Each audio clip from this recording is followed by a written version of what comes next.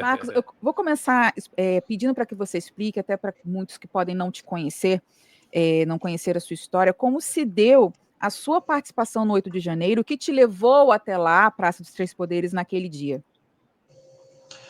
Bom, Monique, eu sou jornalista há quase 20 anos, né, passei pelos principais veículos de comunicação de São Paulo, entre os quais Globo, Record, CBN, Rádio Globo, Rede TV, SBT, enfim.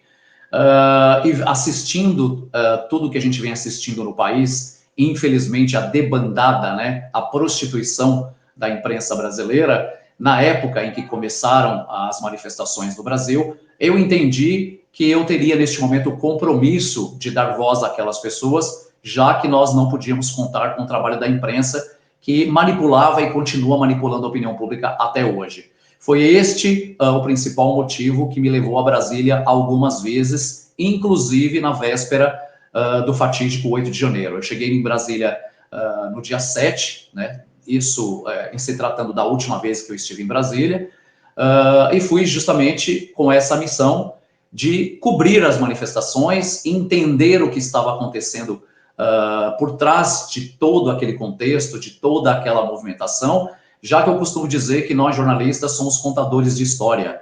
E não existia ambiente mais propício para se contar histórias de milhares e milhares de brasileiros que não fosse o QG de Brasília. E também objetivando escrever um livro e fazer um documentário para que esse momento ficasse registrado, né, na história do Brasil. Foi o que me levou a Brasília no dia 7, então cobriria as manifestações do dia 8 e voltaria para São Paulo no dia 9, mas infelizmente isso não aconteceu, porque eu acabei, mesmo como jornalista identificado, trabalhando, cobrindo as manifestações, acabei, infelizmente, me tornando uma das vítimas dessas atrocidades jurídicas que a gente vem assistindo, infelizmente, no país. Vanucci, quem eram essas pessoas que estavam no 8 de janeiro? Qual era o perfil dessas pessoas? Você chegou a ver alguma coisa que te identificasse, que te saltasse aos olhos como uma tentativa de golpe de Estado? Tinha alguém armado? Quais são as suas impressões sobre o que você vivenciou ali? Olha, Marcos, muito pelo contrário. Como eu falei anteriormente, eu já tinha estado em Brasília outras vezes, antes do 8 de janeiro. Então, eu tinha um trânsito muito tranquilo no QG, mesmo porque, por essa história toda que eu contei da imprensa, pela desconfiança que a população brasileira tinha da imprensa, então, não era qualquer jornalista que conseguiria circular ali no QG com tranquilidade. Como as pessoas já me conheciam, né, muitas delas já acompanhavam o meu trabalho, até pela própria exposição na TV que eu tive durante anos, né, trabalhando nos principais veículos. Então, acabei ali conquistando a confiança dessas pessoas e tinha um trânsito muito, muito importante, muito tranquilo dentro do QG. Então, ali eu absorvi as informações, eu conheci as histórias, gravei muito material. E o que eu posso confirmar para vocês com absoluta certeza é que ali não existia nenhum tipo de ambiente com nenhuma animosidade, com nenhum tipo de episódio que pudesse caracterizar qualquer coisa relacionada à violência, nada disso.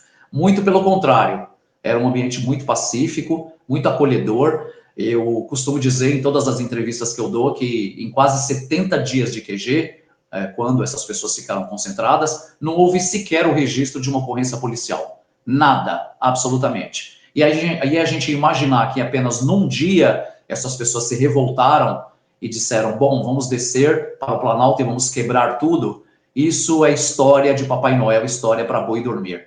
Né? Hoje, eu e o Talhaferro, nós somos considerados aí as principais testemunhas dessas ilegalidades, já que Talhaferro tem todos os detalhes do que acontecia no ambiente interno, no gabinete paralelo de Alexandre de Moraes, e eu, como o único jornalista preso na cobertura, sou testemunha ocular de tudo o que aconteceu, desde o QG até a descida, né, para o Planalto, e tudo o que aconteceu lá embaixo, quando eu assisti a quase uma chacina a céu aberto no fatídico 8 de janeiro. Então, dizer que aquelas pessoas estavam preparadas, que elas estavam armadas, que elas estavam intencionadas em promover qualquer tipo de manifestação mais violenta, isso é uma grande mentira. E aí eu tenho condições de detalhar um pouco mais de grupos extintos que eu presenciei, que eu gravei ali no entorno do QG e que a gente pode discorrer ao longo da entrevista aqui também. É justamente isso que eu ia te perguntar, Marcos, sobre se você pôde perceber, viu grupos distintos, justamente pessoas que parecem, como você acompanhou desde o QG, se você percebeu pessoas diferentes naquele lugar, que não fossem as mesmas que estavam nas portas dos quartéis. Olha, Monique, com certeza. Existia ali uma união muito grande por parte dessas pessoas que estavam no QG ali de Brasília. No próprio dia 7, portanto, na data anterior, eu dei uma circulada ali próximo ao QG e identifiquei um outro grupo que estava distante do QG. Então, em torno aproximadamente de umas 500 pessoas, que eu sou repórter policial investigativo há quase 20 anos, né? Então eu circulo dentro do meio policial e político há muito tempo. Obviamente que você acaba aí, né, adquirindo, né, todo um know-how para você identificar o comportamento de pessoas. E esse grupo não me parecia um grupo que estivesse alinhado ao comportamento, à maneira de se portar, à maneira de se vestir, como as pessoas que estavam concentradas no QG.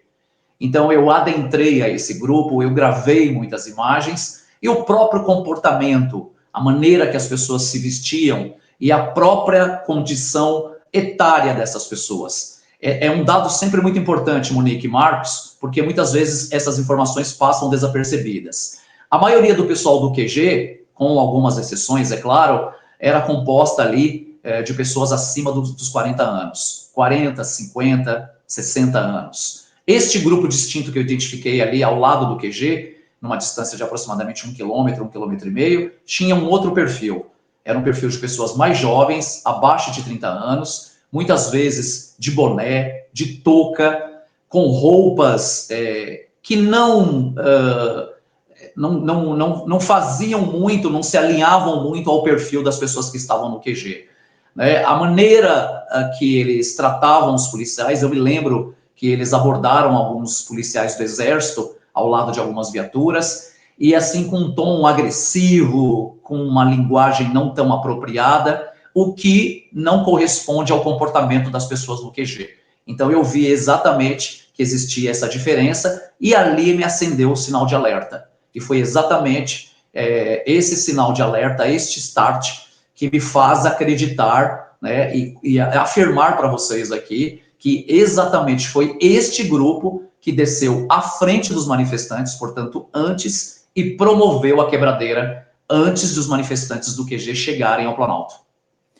Grupos de pessoas costumam realmente se distinguir por códigos, símbolos e idiosincrasias, né, que fazem eles serem diferentes de outros. E eu te pergunto, Marcos, se tem como cogitar, se há cogitação desses grupos diferentes terem chegado lá por intermédio, talvez, de alguém que estava no QG.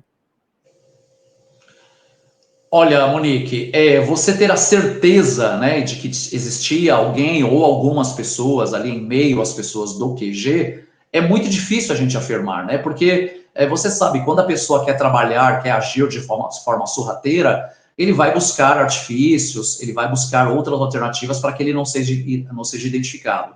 Então, claro que eu acredito que existiam infiltrados ali no QG, vestidos de verde e amarelo, né, tentando aí adotar um comportamento um pouco mais ameno e mais ou menos alinhado com o comportamento das pessoas do QG. Claro que isso existiu. Agora, identificá-los é sempre muito complicado. Esse comentário que eu fiz anteriormente a respeito desse grupo, o que me chamou a atenção? Me chamou a atenção o fato de justamente eles estarem num outro ponto ali do QG. Ora, se eu faço parte da torcida do Corinthians, por que eu vou ficar longe da torcida do Corinthians? Então, se eu faço parte do movimento, do QG, por que eu estaria num grupo distinto, ao lado do QG, numa distância de aproximadamente 1 quilômetro, 1,5 quilômetros? Então, foi exatamente isso que me chamou a atenção, né? E logo depois que aconteceram todos os fatos, que a manifestação, tudo que ocorreu no 8 de janeiro foi noticiado, todos nós sabemos que não foi apreendida sequer uma arma no QG. Então, você acreditar que essas pessoas desceram para o Planalto num surto, né, psicótico e dizer assim, nós estamos aqui há 70 dias e hoje a gente resolveu todo mundo surtar aqui e vamos descer e quebrar tudo lá embaixo. Quebrar com o quê? Quebrar com o quê? Já que eu acompanhei toda a descida, do QG até o Planalto, e aí eu arrisco dizer que cerca de 7 quilômetros a pé. Todos nós, inclusive eu, fomos escoltados por várias viaturas da Polícia Militar, né? Então, as pessoas foram direcionadas ao Planalto, quando, na verdade, hoje a gente sabe que isso poderia ter sido impedido, né? Existem outras várias formas que a gente pode discutir aqui durante a entrevista. Fato é que esse grupo foi revistado por 2 vezes, a primeira vez próximo à rodoviária, inclusive eu, né? Então, quem tinha bolsa jogava os seus pertences no chão, eles revistavam, devolvia a tua bolsa e você passava. E lá embaixo, antes daquela barreira, uma pequena barreira que foi colocada lá, que a gente conheceu nos vídeos, uma barreira de grade, que aquilo não segura nem um grupo de cachorros, quanto mais 6, 7 mil pessoas, né? Então, lá embaixo, novamente, uma outra revista. Então, você acreditar que essas pessoas quebraram os prédios públicos com as mãos, isso é história de Papai Noel.